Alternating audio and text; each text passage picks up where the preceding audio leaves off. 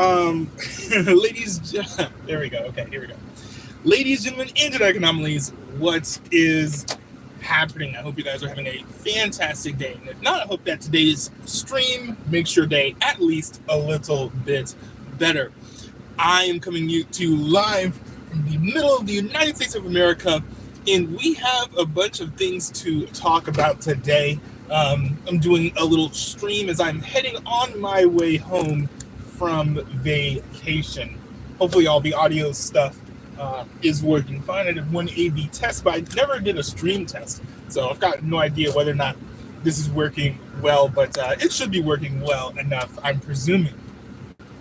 There are a few things that I did want to talk about that are not like articles I need to read on stream or videos I need to react to, so I did want to try and talk about some of those things while I am on my way home. Now, I'm probably not going to be streaming for the entirety of my return journey back home, but, I figured, hey, I've always wanted to try and do a stream from my vehicle, so why not give it a shot? And, heading back home from vacation, I feel like is as good of a time as any to go ahead and try to do that. But yeah, there were a few topics I wanted to talk about. But the first thing I wanted to do was sort of call back to one of my recent streams. I can't remember if it was my most recent stream or the stream that happened before that, where we were talking about Zoran Mamdani. Zoran Mamdani was, he was proposing this policy, well, still is, as far as I understand. He was proposing this policy to have New York City run grocery stores, and he appealed to a project that happened in Kansas City as a success story. However, as soon as I looked up that success story, I quickly realized that it was a failure. The whole place smelled rotten. Almost all of the shelves were empty. They couldn't supply the place. It was just a complete disaster. And I was honestly really stunned that Mamdani would sort of use that as an example to back his plan, right? Because he, in the interview, I think it was with Kristen Welker, I could be wrong, but in the interview, he was sort of being confronted and being told, hey, well, this, a city-run grocery store is not something that's been tried, it's never been successful. How do we know that it will actually work? And he was saying, well, look at Kansas City. I looked at Kansas City and I was appalled. It's just like, now maybe he didn't do a fact check before he said that. Maybe he wasn't aware of the current state of the grocery store in Kansas City. But still, I was kind of shocked. Now, I do wonder, though, because it's been some months since that original interview took place. So he's had an opportunity to go back and be like, you know what, I was wrong about this. This was actually not a great plan or policy after all. Maybe this isn't something that I should support. So, maybe after looking at all the facts, he's going to change his mind. But I don't know. I think that for a lot of people, like a lot of Americans, especially socialists, they have to see their plans, that like the ones that they support, they have to see them fail in real time in order to no longer support them. And even then, they won't always refuse to switch up their policy positions. But I think generally speaking, if there's a particular policy that is basically, starving children, for example, a lot of people would look at that and be like, okay, I'm no longer going to support the policy that's going to starve the children. That's just a common sense thing for a lot of people to do. And I think across the aisle, most folks would do that. There might be some extremely dogmatic people on the left, or some people in MAGA on the right, but generally speaking, I think that's what most people would do. But of course, there's no proof that Zoran Mamdani has actually gone back and double-checked on the status of that grocery store in Kansas City. If he hasn't, then maybe he's still holding on to that. But honestly, that was, I just got to say, that was a pretty funny moment. I was really surprised that even happened. Let's see, what else did I want to talk about? I also know that there was this whole situation with Sydney Sweeney. You know, I guess now we're diving into waters that I don't typically wade in on my streaming channel, but the whole Sydney Sweeney situation has sort of blown up. Now, you've got some, I would argue, rather obtuse cultural and political observers saying that the whole Sydney Sweeney has great genes thing was proof that, you know, she's like a eugenicist or something, and it's like copying like pro-Aryan talking points. To me, that's like a bridge too far. It's really hard to sort of like, you have to be reading that intentionally into the ad. It's not something that comes through a plain reading of what's just in the commercial. And one thing too is that because of how attractive Sydney Sweeney is, a lot of people have been saying, like, it's just a thing that people say. It's like, oh, Sydney Sweeney has great genes, whatever. Like, speaking of her genetics, because if people are naturally beautiful, then that is something that many people will tend to remark upon. Now, of course, some people go pretty overboard with that type of stuff, like, you know, thirsting over celebrities and all that stuff. I'm not talking about that, but, you know, generally speaking, if there's someone who's famous, who's attractive, people will be remarking on that person being attractive. And so that was kind of like one of the big reasons why the ad campaign that Sydney Sweeney did with American Eagle really blew up. It's because there was a lot of outcry from folks on the left who were complaining about that. But there were some other points of contention too. I'll go to the one that I deem to be the least serious, I think, because I think that we can just get that one out of the way and go to the one that's more important, which is like, people are very mad that there is someone who is attractive being kind of displayed. They're kind of mad that there's someone who is attractive being like the face of an ad campaign for clothing. I think a lot of this is just like cultural whiplash. A lot of people are used to, I wouldn't say unattractive, because a lot of the models that we've been seeing nowadays have been like obese, morbidly obese, whatever. Most of those people, though, I would say, are not ugly or like unattractive. Like, if you look at their faces, they have quite appealing faces. So these are just like attractive obese people. But majority of people, if you ask them like, oh, like, do you think that someone who is like morbidly obese is attractive, they probably would not say that. Now, to me, it's just like, there are more characteristics beyond body weight and BMI that is a factor in your attractiveness. So to me, it's like, you know, you could theoretically be obese, but you know, you have other features that make you attractive. So to me, I don't weigh it so heavily. Pun not intended. I don't weigh it so heavily. I'm not the type of person who's going to be like, oh, if you're obese, then you're unattractive. But there are a lot of people who are like that, and I think that's probably like the majority of society. At least it's the majority of America. But yeah, I think a lot of this is cultural whiplash. A lot of people are used to more or less obese people of color being like the primary models for like clothing advertisements. And so we've seen this sort of like right-wing shift. I don't even know if it's right-wing, but like a shift towards sort of going back to some of the iconography that we used to have in the past. Where it's like, oh, we've got a lot of conventionally attractive people in commercials. We are celebrating heterosexuality, which is a whole thing like I may get to at another point in the stream. I may do a completely separate video about that individual point. But of course, if you've grown up, especially like being like a kid or a teenager in this era of not as attractive models, to suddenly having someone who's a lot more attractive being in your ads, you will take note of that. You'll be like, huh? Either you'll be like, that's a bit unusual, I'm kind of surprised that they did that. Or if you're the type of person who is like kind of upset because you don't feel as attractive as you perceive that celebrity to be, and so therefore you sort of feel like underrepresented or something, then like you don't see yourself in the ad, feel like it doesn't reflect you, blah blah blah, whatever the case may be. You know, those people of course are also going to get very upset. Now the whole like, oh, you don't see myself,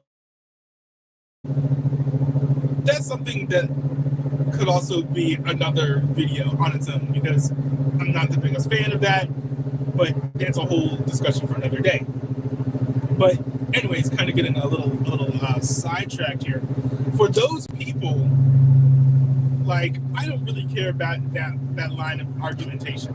I do think it's very interesting that we're moving towards having more fit and more attractive models. And I think it does sort of show that we are swinging towards a new form of traditionalism. But at the end of the day, that's not really problematic. You know, to have an attractive person in an ad, that's just like normal. It's a very standard thing that a lot of clothing companies have done, is you put very attractive people in your advertisements to trick the audience into thinking if you buy what they're selling, you will be as attractive as the person in the ad. Very, very classic trick. There's absolutely nothing new about that. But there are a couple of other factors as well at play with this ad that I think are kind of worth discussing. I think, you know, the first of those points being the whole connection to Brooke Shields. Now, if you're not familiar with Brooke Shields, I actually didn't know about this until recently because I'm not old, but Brooke Shields was still is. I think she's still an actress because I've seen her in like 911 and stuff. But Brooke Shields is an actress who, you know, very young in her career, she was extremely sexualized. I think part of me wonders if it was sort of like an experiment, because I don't think that a lot of actresses her age were being sexualized in the way that she was. Like, we're talking like, I think 14, 15, 16-year-olds, she was being sexualized. And sort of as part of that, I think her agent was a big part of that, if I remember correctly. But in part of her being sexualized, you know, she was in this ad campaign for, I think, was it Calvin Klein jeans or something? And in these ads, she was sort of like posing somewhat suggestively. She was sort of speaking in like the ASMR tone. She was actually like putting on the jeans with like underwear on and things. And so she has spoken since about the ad, saying like, you know, especially these ads, I feel like I was sort of like misled or coerced into doing these ads to what I was told the nature of the ads would be, whatever. She just in general was not happy with the ads. She's not happy with how they turned out. They make her uncomfortable, especially in retrospect, with her sort of like maturing and then realizing how strange it was and weird it was for her to be sexualized the way that she was. So to me, I feel like anything to do with Brooke Shields' career, if I'm doing marketing, I would view that as somewhat radioactive, especially if we are like making an ad that is intended primarily to sexualize the person who is on screen. Like, the whole ad sexualized Sydney Sweeney. That was kind of the point. And so it's like a call, that type of callback typically, I would presume, would be of something that you would look back upon fondly. Like, for example, let's say that in the next Super Bowl, Pepsi remade their like Kylie Jenner ad or whatever it was that people were panning. But let's just say, for example, that Pepsi remade that ad, and it was sort of like paying homage to the past, like what culture was like back then, in 10 or 15 years ago, or however old that ad is. A call back to them being like simpler times because people were less divided. Usually, if you do a callback, you do a callback to something that you like, to something that you support, I don't think that. Now, I don't know if how American Eagle feels about the sexual exploitation, essentially, of Brooke Shields. Maybe they're down with it, but even if I'm presuming that they're not, I could be wrong. But even if they were down with the exploitation of Brooke Shields, them sort of signaling through marketing that they sort of miss those ads at the very least, if not the times or how Brooke Shields was being used and exploited. To me, like, that's something that should never be done. Just point blank, period. Like, they should never have done a callback to that ad campaign. So I think that is the true, especially from a secular perspective, that is the true problematic aspect of the ad. Now, I will say there's another factor of the ad that is problematic as well. And I'm saying this from a Christian perspective. There are probably going to be some feminists who agree with this argument as well, I would imagine. But just her sexualizing herself in the ad, I think, is problematic. I think scripturally we would say also it's problematic. We can actually look back to passages about modesty for sort of a template to this. Now, you're not going to see a Bible verse that says, like, don't walk around with your boobs hanging out. Like, that's not, you're not going to find that in the Bible. But what you will see is passages about modesty that say, like, hey, don't adorn yourself in this way to get attention from other people, right? Talking about, like, throwing a bunch of stuff up in your hair or whatever. That was, like, cultural at the time. But the reason why is, like, we're not supposed to be, in how we dress, primarily seeking to grab attention from other people. And that goes for both men and women too, by the way. Not a lot of people like to talk about that, but it goes for men as well as it does for women. And so kind of too, and that's part of it, right? It's the lack of modesty, but also is sort of trying to lean into not just getting attention, but leaning into sexualizing yourself, which also is wrong because you're very clearly attempting to draw people into lusting after yourself, which is also something wrong to do, especially when you're doing it in marketing, which is like a public platform. Like, these are the types of ads that you will see on YouTube. These are the types of ads that you will see on televisions. These might be ads that you see in a movie theater if you get there early enough.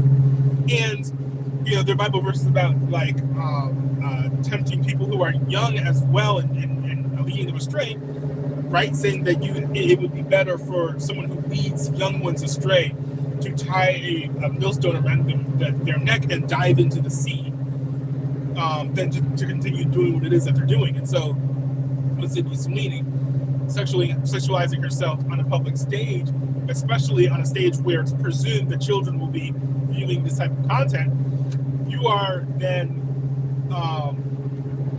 potentially luring you're potentially trying to lure, especially teens. I think children, I don't think children are particularly sexual. So I mean, that's not a huge consideration I would make, but children are minors, teens are minors who are below 18. I think it's fair to bring them into consideration, right? She is trying to get the audience to lust after her, including the underage audience, and I think that's fair to say. Sydney Sweeney is not an idiot. She knows how attractive she is. Her family members have told her how attractive she is, and she's sort of leaning into that very clearly, very, very obviously, and so that, I think, is sort of like the worst thing about the ad to me, as a Christian, as a believer. So I mean, from that perspective, that's problematic, and there are probably feminists who agree with that as well, because feminists, generally speaking, tend not to be big fans of sexualization that appeals to the male gaze, which Sydney Sweeney's sexualization certainly does. So now, I do want to add a little caveat here, because I do want to add that I'm not saying that Sydney Sweeney is too hot to be in an ad, or she shouldn't be in an ad because she's too attractive or whatever. I'm speaking specifically about her being sexualized in the ads herself, right? Speaking in sultry tones. We have shots sort of like zooming in on certain aspects of her body, sort of revealing that, oh, maybe she's not wearing these types of undergarments or whatever. Like, very clear insinuations that they're making with not just her actions, but also with the cinematography. Not great. And I do want to say, very recently I've been at a hotel. I actually haven't been watching as much news lately, but I've been watching like ESPN and things. I've been seeing ads on the television. And I saw a new ad campaign for, it was with Sydney Sweeney for Dunkin' Donuts, advertising some smoothie, whatever. And I gotta say, I'm 1000% cool with that ad campaign. I think that's a million times cooler than the American Eagle ad, because she's being herself, right? Doing her thing, but she's not like sexualizing herself. I wouldn't say. She's wearing orange because it is Dunkin' Donuts. I think it's one of the colors, like orange, purple, blue. Like those sort of bright colors are like the colors of Dunkin' Donuts. So she's wearing Dunkin' Donuts colors, but she's not like wearing like skimpy clothes. She's wearing clothes that are entirely appropriate, I would say. And she's just like sneaking into the Dunkin' Donuts, drinking the smoothie or whatever because she likes it so much. And that's the ad. Like, I think that's fire and that's perfect. Completely fine to do. But that's entirely different than doing an ad where you're, speaking at a certain phase of being undressed, speaking sort of about attractiveness when it comes to genetics. I feel like it's just like sort of a lot to just sort of pile on. I think it's a bit too much as a Christian for me to endorse the ad. And also, generally, I don't really care how attractive like models are or whatever in an ad or commercial, because I'm not going to buy the Sydney Sweeney jeans because of the ads, and I actually generally don't buy any piece of clothing due to ads. And if I do, it's usually not from the company that advertised it, right? Like, if I see ads for cargos from like, I don't know, let's say American Eagle. I think American Eagle sells cargos. I don't know, I may go buy them from H&M, right? Like, I am not the biggest fan of just like, just because I see an ad that makes me interested in buying something, I have to buy the product from them rather than from a less expensive place. One final thing I want to mention is that for people who are saying that American Eagle is racist with this ad, I think it's very interesting. If you actually go to the American Eagle website and you look up the jeans, there's an actual model who models the jeans. So Sydney Sweeney is not the model for the jeans. She's just the face of the ad campaign. If you go online, look at the jeans, look at the listing, and then look at the photos, there's an actual model who's done like stances and various poses so that you know how the jeans look on her or whatever, so you kind of get an idea of what to expect for how the jeans are going to look on you. That model is African American, light skinned, but she still counts. And I would say that she's attractive as well, but to say that this whole Sydney Sweeney ad thing is proof that she is racist, or proof that American Eagle is racist, I think is absolutely absurd. Absolutely absurd. Because if American Eagle was racist, then why would they have an African American woman be the model for the actual jeans when you go on the website? If it was all about whiteness, right? The whole the great jeans thing was all about whiteness or whatever. Why wouldn't they have either Sydney Sweeney or another white model with blonde hair and blue eyes be the model for the jeans on the website? Because at the end of the day, it's a silly joke. It's supposed to be cheeky. It's supposed to be edgy. Maybe not the best joke in the world, but hey, I'm not gonna accuse corporations of being the funniest people in the world. Okay, so those are kind of my thoughts about the whole Sydney Sweeney ad campaign. Maybe it's a little too nuanced. I don't know. I did attack it from multiple points, but by the world's standards, right? Like, not as a Christian, it's just like, man, it sort of is just showing cultural trends, and now we're showing more attractive people in advertisements. Obviously, as a Christian, I can't get down with it, but you know, it is what it is. I would have to say. There was one thing along those lines, though, that I did want to mention. I have to give credit to Kayla Says for sort of like making me think about this. She did a video about the Sydney Sweeney American Eagle jeans ad, and I think it was either, I can't remember if it was either that video or the Sabrina Carpenter video, but maybe it was both. But she was sort of talking about how we sort of have these like very attractive white celebrities who are really leaning into the male gaze now.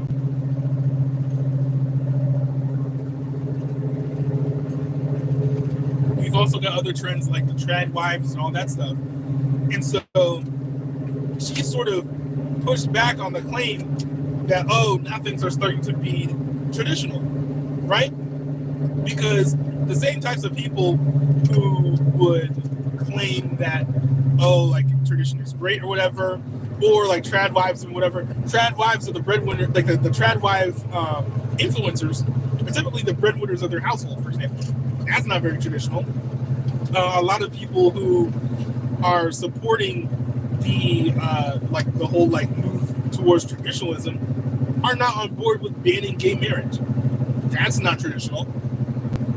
I think that what she has sort of stumbled upon is the fact that and I don't know if she connected these dots, but what it sort of brought to mind, what I realized and noticed when she was talking about this, is that there is not a move towards traditionalism, right? Because like, where are all the people running around saying that, like, oh, we should be, you know, putting in place like adultery and fornication laws, except for like maybe like half a dozen Heritage Foundation things, right? Other than that, like, not a lot of people running around calling for actual traditional laws to be put in place. What we're seeing now, I think, is not a move towards traditionalism, but it's a new movement that I would like to dub new traditionalism, which is not going back and saying, oh, how were things back in like the 60s or whatever, let's make things be more like that, but rather looking at the progressive aspects of American culture today and saying, what about this do I not like and would I like to roll back? So there are aspects of modern American culture that's a result of progressivism that people are not necessarily on board with banning or overturning. For example, I think that gay marriage is a perfect example. Most people don't want to get rid of gay marriage, right? Most people are in favor of it. There's a lot of people sort of have like the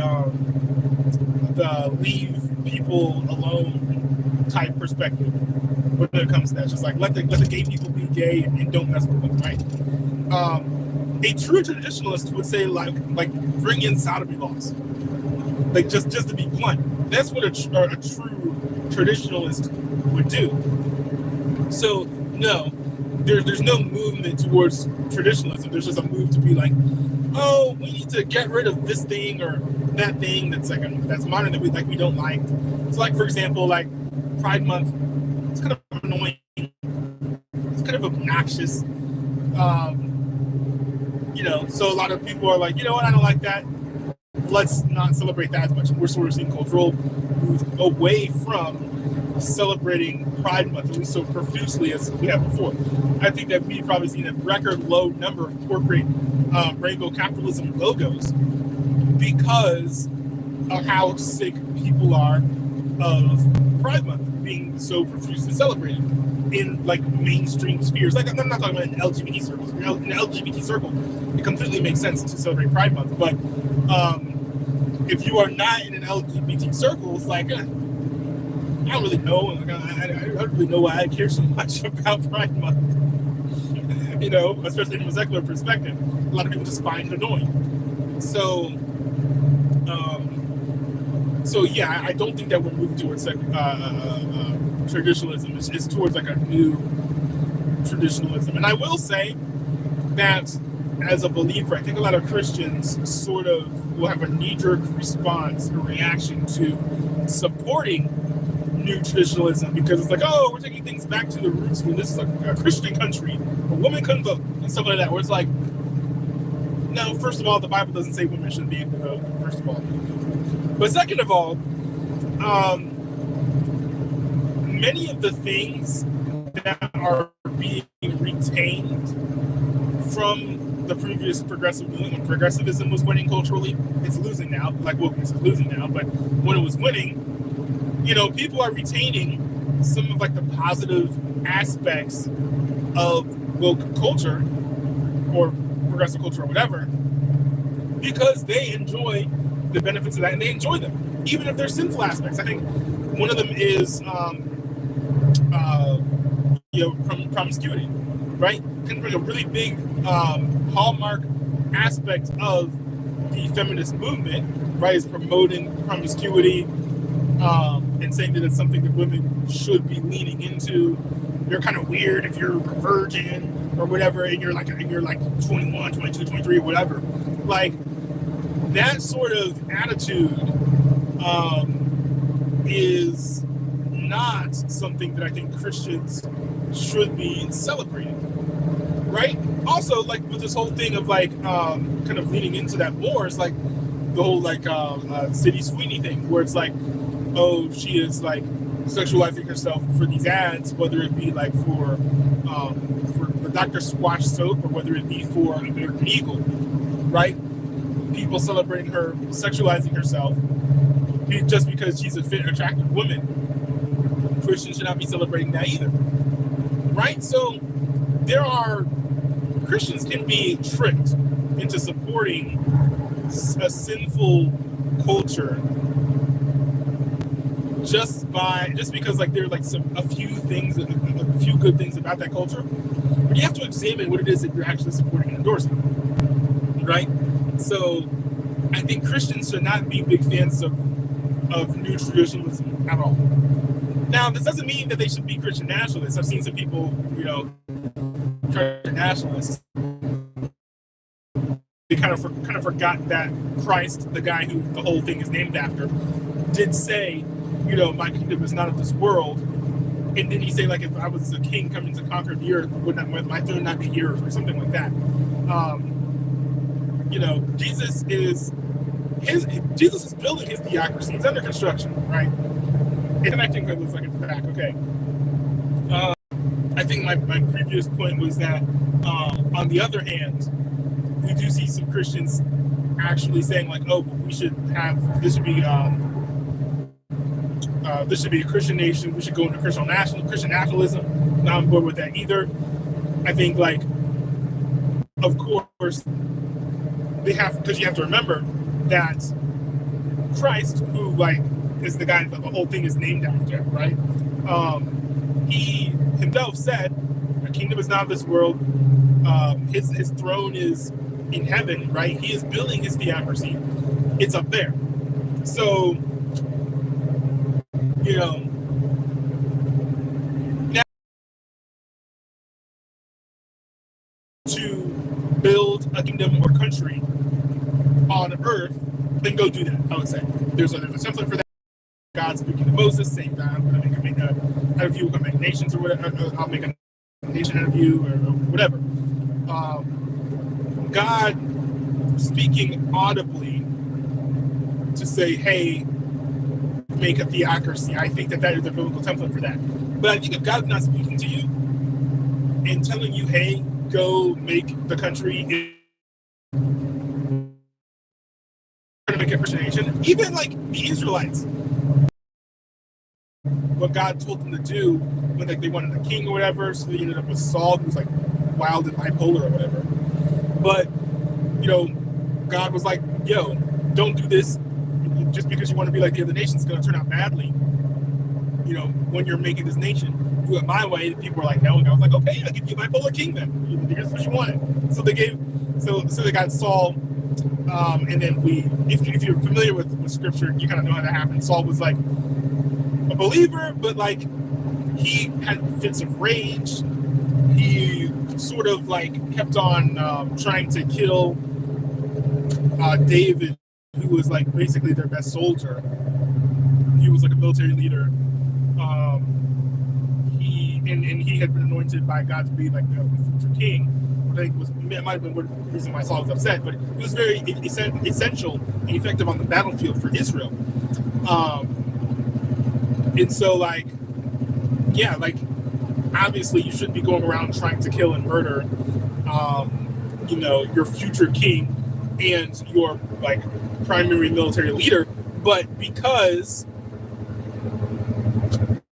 people were begging God and be like, oh, we need a king, we need a king, we need a king, we need a king, then they were like, then God was like, okay, I'll give you a king. It's not good, it's not going to be for your good, it's not going to be for your benefit, but this is what you want. And then God gave them something that was imperfect and not the greatest. And I think that's if people are trying to make a Christian nation, they have Christian nationalism on earth, that's what you'll end up with. You'll end up with a nation that, sure, may have some good aspects, but ultimately, may oppress the people, may mistreat people, and is not going to correctly reflect how God would actually want things to be run down here on earth from like a government perspective.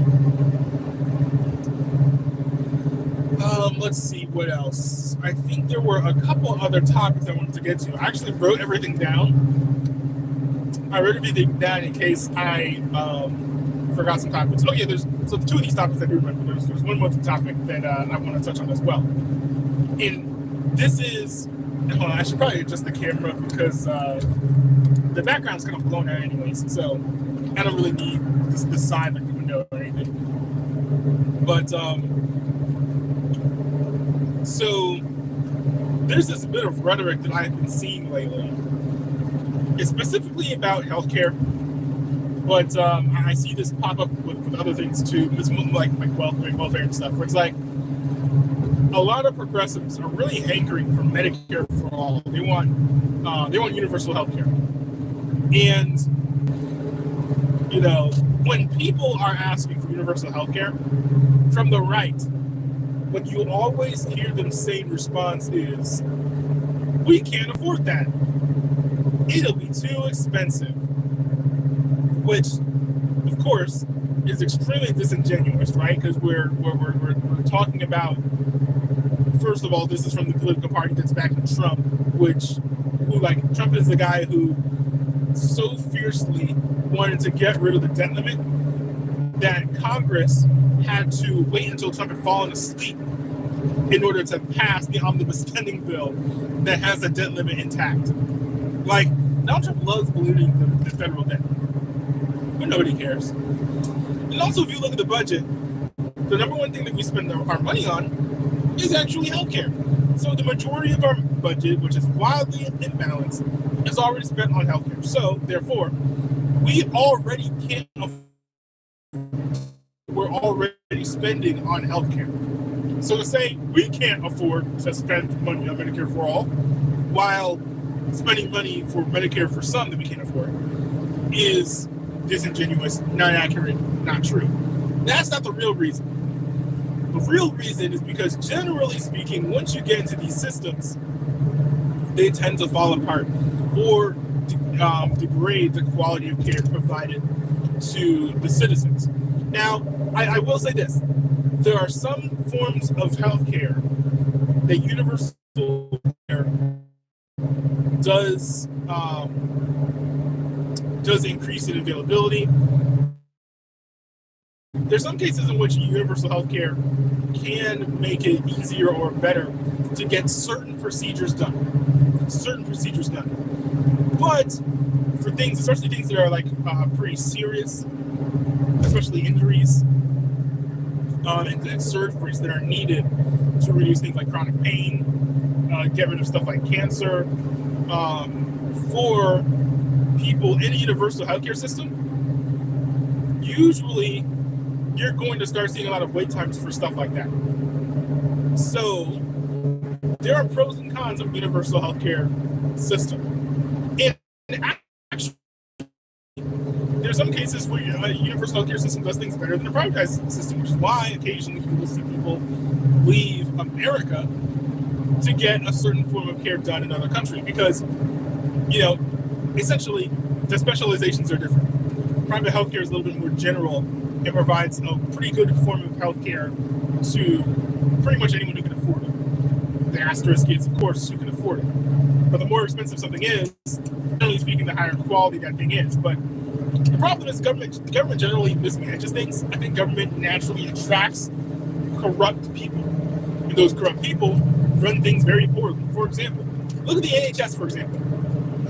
On paper, the NHS should not be the colossal failure that it is right now and that it is today. Right? The NHS should not be falling apart. The NHS should not be struggling to pay its nurses or whatever. But it is, and it does.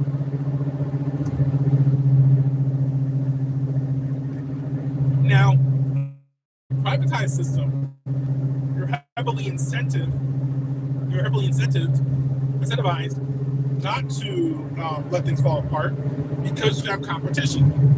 So let's say that you are healthcare company A, and you have extremely long wait times for your hospitals or whatever. Then people will be incentivized to go to healthcare company B or whatever, go to that hospital, get taken care of over there. And then that sort of solves some of, especially the efficiency problems. Of course, the big problem is affordability. But what a lot of people don't know about the American healthcare system today is that if you're uninsured, you actually aren't necessarily going to get shafted by a medical bill because many states have clauses that say, hey, if you are uninsured, you cannot pay more than this for your healthcare. And the reason why the hospitals or whatever can afford to do that is because healthcare coverage overcharges for what you actually need it for, right? Like, you probably spent tens of thousands of dollars, if not hundreds of thousands of dollars on healthcare insurance. But have you ever used healthcare insurance? And if you have, how much did those procedures cost? Chances are, they did not cost what you paid into the system. What you are paying for with healthcare coverage is sure maybe to cover your own medical expenses. But more than that, you are paying to cover the medical expenses of people who require very, very, very expensive procedures and need those taken care of. And on top of that, I think there are huge margins even on top of that. So if you work in a healthcare company, the healthcare company probably has ridiculous margins that are absolutely absurd. And on top of that, healthcare companies are subsidized by the federal government, which is large part why they're so profitable. Now, it's a large part why we're so much indebted and why we spend so much of the federal, so much of the percentage of the budget on healthcare. Hold on, I gotta switch names here. Now,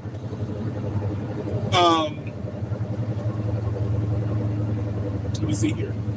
The one problem with, I think, the way that the system is built up is basically, if you're uninsured, your bill ain't going to be that bad. If you tell the hospital that you are uninsured, they'll be like, okay, they'll give you a greatly reduced rate. There are literally $3,000 junk fees that they just charge to the healthcare company because the healthcare company can afford it because they're getting money from the federal government. They'll get rid of all of those for you. Because hospitals don't gain anything by getting people into massive debt that they cannot pay. Because part of it is it'll de-incentivize them from going to the hospital again. Let's say that you broke your foot and you get charged $75,000 for the hospital bill. Well, guess what? If you're sick or hurt or anything, you're never going to the hospital again. So it doesn't really benefit the hospitals anymore.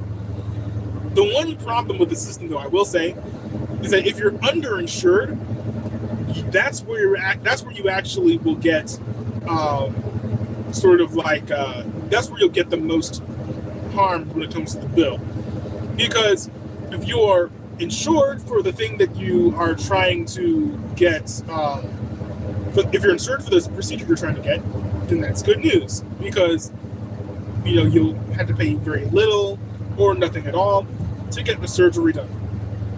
However, if you are underinsured, which means you have coverage but not for the thing that you're trying to get, then you have to pay the full price. The hospitals won't help you out because it's not our fault. You got coverage. You just didn't get the coverage you needed.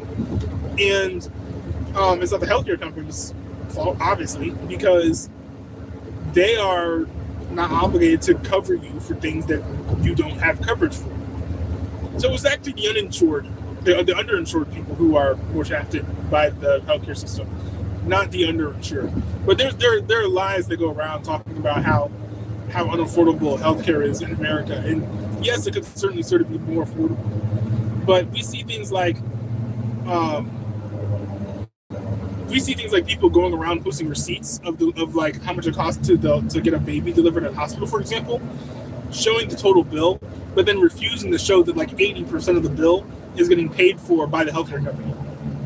Like, come on, what are we doing? Let us be honest. Let us be fair.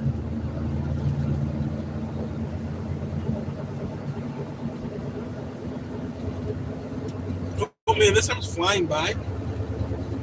We're almost at an hour. I will say that I'm probably going to end my stream relatively soon because my throat, I can tell that my voice is going, which it usually doesn't go this quickly when I'm streaming. Maybe it's because I spent so much time yesterday talking with my and hanging out with my friends that my voice is already starting to go. I was hanging out with Callan Slayer and Aaron on the Bold, if you guys remember them from the Card 3 SMP era. That's pretty fun. By the way, the Card 3 SMP is officially dead. It's not coming back. The realm is still there, but nobody's playing it. Eric on the Bolt, who's the admin, is downloading the world and will be trying to find a way to give it to us so that we can like look back on it and stuff. But the realm is probably going to be shut down by the end of the year. I am not going to go back onto the realm. I don't think. I do think it would be fun to orchestrate a thing with the Card 3 SMP to for like all the people involved in the SMP to basically do like a reunion stream or whatever, where we just go through the entire map and sort of just like look at everything, go through lore that's happened in certain places and stuff. I feel like that would be fun to do. But I think beyond that, I'm not going back onto the Card 3 SMP just because the SMP is dead. Nobody, even if I were to go on the SMP, nobody else wants to go on there. So it would basically just be like a single player thing, not a multiplayer SMP, which was kind of the point of the server. I will say when it comes to the future of me streaming Minecraft, I will be streaming through SMP. Actually, I plan on, when I get back from this trip, I plan on getting I think like Better for Minecraft or something. It adds a bunch of animations and stuff to the world and adds more mobs and things. I want to sort of do like a Brew SMP2 where it's the same world, but you've got the Better for Minecraft mod on there. Also, I'm changing the rule where you don't have to be on stream. Like, I don't have to be on stream in order for people to go on the server. Because that's kind of the rule right now. The rule right now is I have to be streaming in order for people to go on the world. And that was largely because I wanted to document the entire history of the server on the stream. But ultimately, just with conflicting schedules, conflicting bedtimes, it's very, very difficult to coordinate times where we all can hop on the server at the same time. That's actually why I haven't streamed on the Bros and Pete months. So I plan on doing that. I'm going to tell my siblings when I get home here today. That's what I plan on doing. So I'm really looking forward to that as well. And for me, here's what I want to do. I want to build a villager city, which, like, at the center of it is going to be a massive business hub. There's going to be like stores, shops, different things. Also civilian housing as well for nitwits and whatnot. Like, I sort of started doing stuff like that on the Car 3 SMP, but I never really got to where I wanted to be. I had one apartment building and that was it. I want skyscrapers, a bunch of buildings. Like, if I can get the villager equivalent, like the Minecraft villager equivalent of Times Square on the Bro SMP 2, like, to me, that's goals. That's goals right there. So those are my plans for the Bro SMP 2. If there's something in particular you'd like to see me do or build or an idea that I should incorporate into my server, I'm down for it. The one thing I want to do, I don't know how to do, is proximity chat in the Bro SMP. I don't know if that's possible. I also don't know if it's feasible because I also do, like, my siblings will play together on a PS5. Some of them will. And so I don't know how proximity chat will even work with that because I think only one person is allowed to have their microphone on at the same time when it comes to, like, controller mics, which is mostly what they use. But yeah, I'm very excited, and hopefully it's not gonna be one of those things where I'm like, oh yeah, I'm gonna be streaming once a week, I'm gonna be playing Minecraft, and like it ends up not happening, which happens sometimes because, you know, I get busy with life and stuff, and I can't, you know, avoid that. But I feel like not having to have everyone on at the same time is low pressure enough that I think that I'll be able to pull off at least a weekly stream. So we'll see how things go with that.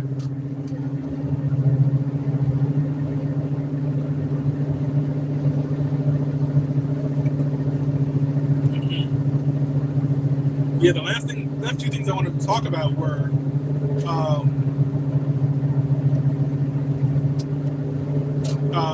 but one big thing is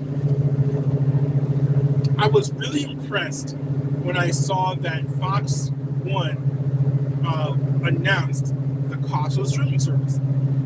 Turns out it's only going to cost $20 a month, which to me, like, I was surprised by it because I think ESPN Unlimited is costing like $35 a month or so. And I was like, oof.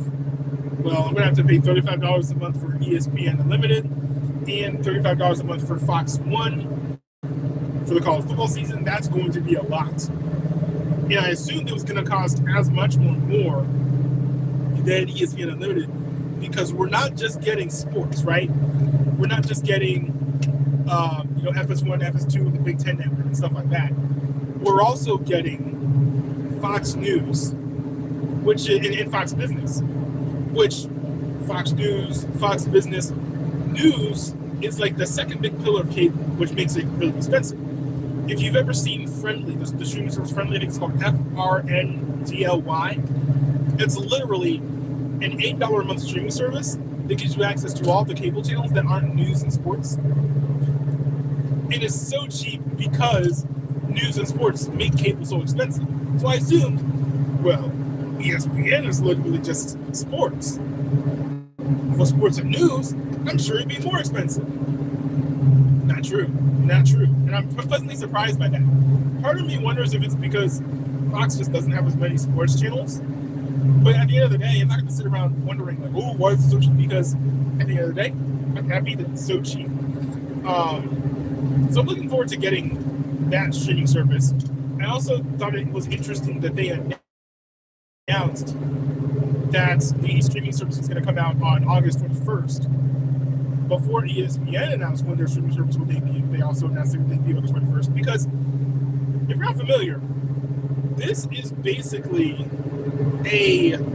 are basically split off components of an actual proposed streaming service that didn't happen after companies did like some sort of feasibility analysis or something, and they were like, you know what, we would rather make this on our own. I think they were doing it was supposed to be like Venue Sports or something, where it's like Warner Brothers Discovery, Disney, and Fox coming together and saying, hey, we're going to make a sports streaming service as all the sports you could want.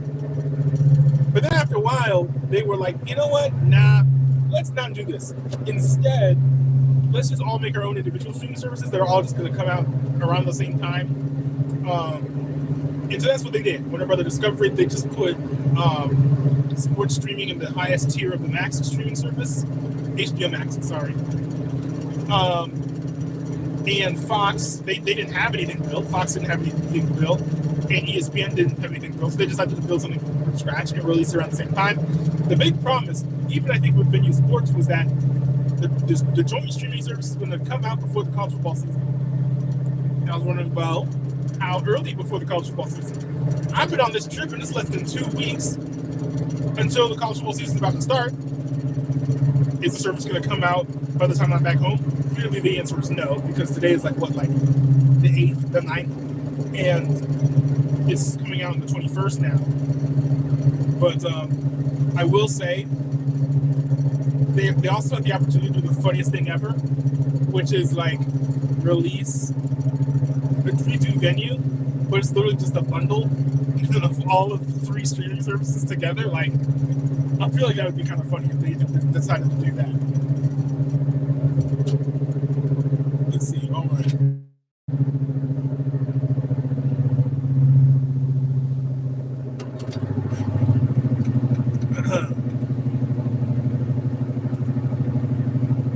All right. So, one last thing I want to talk about is this huge story surrounding ESPN right now. ESPN is they made a new deal. They announced a few deals. One is with the WWE. I think the biggest deal to me is the NFL deal, where NFL owns a small chunk of ESPN. And in return, ESPN gets NFL Red Zone. They can distribute it and also use the trademark. And they get to air more games on ESPN. It's uniquely interesting to me that ESPN has trademark rights to NFL Red Zone. Roger Goodell himself said on ESPN SportsCenter when announcing this deal that ESPN will have the ability to use the Red Zone trademark for things like college football as well as other sports. Now, one might say, hey, well, just because they can doesn't mean they will. And while, yes, you are 100% right in making that claim, just because they can doesn't mean they will, you have to think about it for a second. The NFL could very easily have just given ESPN distribution rights to NFL Red Zone without carte blanche Red Zone, without giving away carte blanche trademark and copyright rights to use the Red Zone brand as they please. It's not useful to put that in the agreement if that's not something that ESPN wants to do. And I do think it was interesting that they specifically mentioned Red Zone for college football. I do think that is something that they are going to do. A lot of people don't remember, but ESPN actually used to have something like Red Zone for college football. Now, I was too young to remember this, right? I don't think my family ever paid for it. But ESPN used to have this thing called ESPN Goal Line, where it was literally Red Zone. They would go from game to game to game all across the country. And I think they also had something on that channel called Bases Loaded, where it was something similar for college baseball, I want to say. So this is not something new to ESPN, and there are fans of ESPN Goal Line as well. So for people who would like to say, oh, ESPN would ruin college football Red Zone even if they made it, I think it's a little ridiculous. Also, ESPN's not going to ruin NFL Red Zone because they're not going to have any rights to the NFL. They're not going to be able to change production on the actual NFL Red Zone program because the existing NFL Red Zone program is going to exist in its current form. It's going to continue to be produced by the NFL, and I think NFL Network may produce it. So that's going to remain untouched. I think that I would like to see ESPN do with these rights is do this. Launch a new channel and you call it ESPN Red Zone. It's the name of the channel. Okay? And so ESPN Red Zone is a 24/7 network that when Red Zone is live, they air that. But when it's off the air, they'll do one of two things. They'll either simulcast ESPN News. Well, if we're out of the NFL season, they'll simulcast ESPN News or ESPNU, one of the two, probably ESPNU for post or college football season. ESPN News if we're out of both college football season and NFL season. If you're in NFL season, they'll simulcast the NFL Network. Now, if they want to do something like college football, for example, they could actually say, hey, we're going to do a red zone type thing for college football. We're going to bring back the goal line branding. It's going to be called ESPN Goal Line on Red Zone. And then you go to the Red Zone channel, turned on, and then ESPN Goal Line is on there. Then they could bring back Bases Loaded, right? And put that on the Red Zone channel as well. And they could go a step further, which I don't think they will do, but because ESPN Plus has so much content, and also supplements like ESPN3, they could actually probably do like a 24/7 or close to 24/7 Red Zone, where it's just nonstop sports, going from game to game to game, showing everything that's on ESPN Plus. I don't think they'll do that, but it's possible they could do that. I would like to see that because, one, I'm a sucker for linear television, right? I mean, I watch a lot of stuff on demand, but I like having a channel you tune into to watch anything at a particular time, especially news and sports. But also with sports, for the Red Zone fan, that's just what they're here to see. They're here to see linear television, right? So I would like to see something of that ilk. I don't know if this is something ESPN will do. Generally, ESPN and stuff, they don't go as far into doing the things I want them to do as I would like. But one can do wishful thinking. So those are kind of my thoughts on the whole deal. I think the deal is in general going to be great for all the parties involved, especially college football fans. Because college football red zone, I think, is all but guaranteed. I don't think that Pat McAfee will be a host. People are like, oh, they're going to ruin red zone. They're going to make McAfee a host. I don't think they're going to make McAfee a host. I think that the whole field, they tried to do like there's this thing that they do where they try to do like a red zone type thing with Pat McAfee. It didn't really work that well. And they ended up having them do their own calls for games. I think that what they should do is, for the first part of the whole college football red zone thing, they should give basically 3-hour stints to the host. And so, like, one host is on for 3 hours, the next host is on for 3 hours, the next host is on for 3 hours. Because to have to go on the air for 9 to 12 hours straight is a pretty huge commitment that I think not everyone's going to be, like, really jumping at the opportunity to do. And also, for people who are not experienced in doing that, you don't necessarily know that they're going to have the stamina to pull it off. I will say, one guy that they need to put on there is, and he's extremely underrated. He is one of my favorite college football commentators, and he's not even a talking head, he's an analyst, is Booker McFarland. Booker McFarland must be the host of the college football red zone for at least 1 to 3 hours. Now, he has a show on ESPN called like College Football Scoreboard or something. I think it airs on ESPN as well as ABC, depending on what's going on, from like 3 to 4, I think. In between like like just before like the noon, in between the noon game and the afternoon game, is typically where it will air.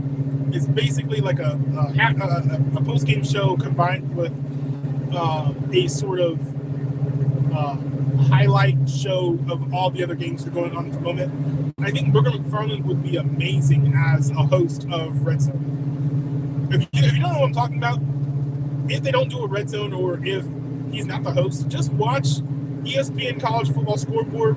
Look it up. You'll be able to find it on your schedule. And just tune in. It's only like an hour or so. And you'll see exactly what I'm talking about. I think he also does the halftime shows for ABC games that are on in either the afternoon or just afternoon. So if you can't find that program for whatever reason, just watch the ABC game. like the noon game or the 3 o'clock game. He's great. He's a great mixture of being entertaining in a way that like people like Shannon Sharp are, but also he's extremely knowledgeable about the game and provides really good analysis. And he's just entertaining because of his personality and the way that he speaks. He's not just hamming it up for the camera and leaning into the entertainment value without trying to give you substantive analysis. He's really good. So I hope that College Football Red Zone does have Booker McFarland in it. I think he'd be a valuable addition to the program. And I think that is a place where he would be very well suited, kind of feel at home. Honestly, like he probably would, I think he's qualified for it as well. So. But anyways, that's all I have for you guys. This is my first time actually streaming from the YouTube app. Oh, I can change the focus. So I could have made it look like this the whole time if I wanted. I didn't know that. But yeah, thanks everyone for tuning in. I hope you guys enjoyed this stream. Let me know in the comments down below what you guys thought. I don't even know how the audio is, so hopefully the audio is good. If you guys want more streams like this, I'm sorry. No, I'm not going to do a bunch of car streams. But if I'm on the road, going to somewhere or from somewhere, you might see me do this again. I've enjoyed doing this. I think I probably should do this when I haven't been talking as much in the prior day because my throat is already kind of sore and it's only been a little bit over an hour. But this was good. I think it turned out a lot better than I thought it would. You know, a lot of people don't know this, but before I go live, a lot of times I do get nervous. I'm like, oh, what am I going to talk about? Am I going to botch the intro? Because lately I've botched a bunch of intros for some reason. I think it's because I haven't been streaming as frequently. And you know, I think you can tell the intro was a little rough, but I actually think the stream went well. I'm kind of happy with how everything turned out. So as long as the audio is good, hopefully it's usable for clips in the highlights channel. Also, for those of you who are fans of the Non-Newbie Highlights channel, I will be getting back on track. I will be doubling back and you know, giving you guys extra content because of the days that I've missed. I'm 3 videos behind. I missed a Wednesday and Thursday. I missed a Wednesday and Friday about a week and a half ago. Then I missed this most recent Friday. So I'm going to give you 3 extra videos at some point. Not entirely sure what those are going to be yet, but we've got a lot of content here. So there's definitely going to be some material that I'll be able to use there. But yeah, generally speaking, especially now that I'm back home, I'll be back to my regular schedule. Monday, Wednesday, Friday, video at noon, stream sporadically, typically on the weekends, Sundays and Saturdays, sometimes on Thursdays as well. But also, just check out my Discord server. I'm posting there occasionally. It's a good place for the Bread Gang community to sort of you know, congregate, talk about politics, talk about sports, talk about news, talk about television shows, all types of things. Sometimes we get some very spirited political debates, which to me is like the highlight of the Discord community. So go to dscrd.ntwb.cc. It's a place to be if you want to chat with me, and also you'll be able to send in react requests, which I then will react to at some point on stream. So if you want to influence my streams, influence the content that I react to, send stuff to the react requests. Now, generally speaking, I'm not going to react to stuff that's like an hour or so long, just because that's a lot of time to dedicate to something to react to when I could be making sort of digestible content for you guys. But yeah, feel free to send me anything you want me to react to. If I won't react to it, I probably will watch it and give my thoughts on the Discord server. So please don't be shy. Join the Discord server, and I'll get you hooked up. But thanks everyone for tuning in. I will see you guys in another stream at some point. And yeah, peace out. There we go. Yep, I am sure I want to stop streaming. I have never streamed from the native YouTube app before. I've always used like do you record or something like that. So I'm kind of getting used to this. I'm gonna hit OK.